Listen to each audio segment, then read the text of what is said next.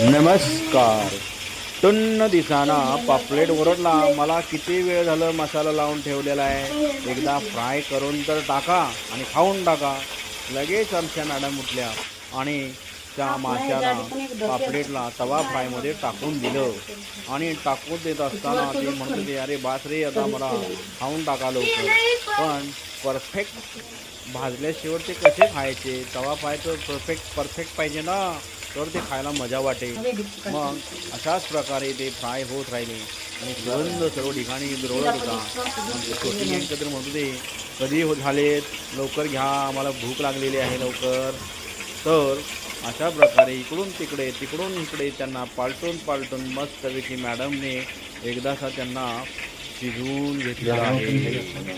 Fry तर perfect झालेली दिसते आहे आणि अशा प्रकारे त्यांना बाहेर काढण्याचं काम चालू आहे.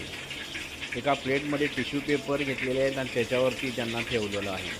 खूप छान तर सुगंध येत होता सर्व ठिकाणी. पापलेट घरचे खाल्ले की आपल्याला पोट भरून म्हणजे मनसोक्त खाता येतात आणि छान असं खाता येतात. चव पण आपल्याला कळते की आपण कसं बनवलेलं आहे. एकदम सुंदर असे तिन्ही 5चे पापलेट मॅडमनी फ्राय करून घेतलेले आहेत. फ्राय करण्यासाठी टाकलेले आहेत आता उरलेले 3 आणि 2 काढून घेतलेले आहेत. थोड्याच वेळात आम्ही त्यांना खाणार आहोत. खाताना ते सुद्धा एकदम शांत बसणार नाहीत हे आम्हाला माहीत नाही. आमची छोटी गँग शांत बसणार नाही हे आम्हाला माहिती. म्हणून सर्वपैकी अशा प्रकारे फ्राय होत आलेले आहेत. शेवटचं काम चालू आहे. त्यांना इकडून या अंगावरून त्या अंगावरून चांगलं फ्राय करून घ्यायचं आहे असं टार्गेट आहे सर मॅडमचं. आणि दुसरा टिश्यू पेपर घेतला. सकाळचं उरलेली भाजी फ्रीजमध्ये म्हणत होती, मला पण बाहेर काढा आणि संपून टाका एकदा. सकाळची पण बिर्याणी भात होता, तोही बाहेर काढला.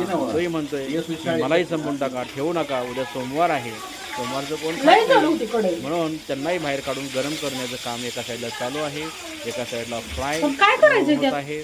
आणि या सर्वच गोष्टी आम्ही आज खाणार आहोत. मस्त तरी खाणार आहोत, पोट भरून खाणार आहोत. Good night. चला बाय. खाऊन घेतो आम्ही एकदा.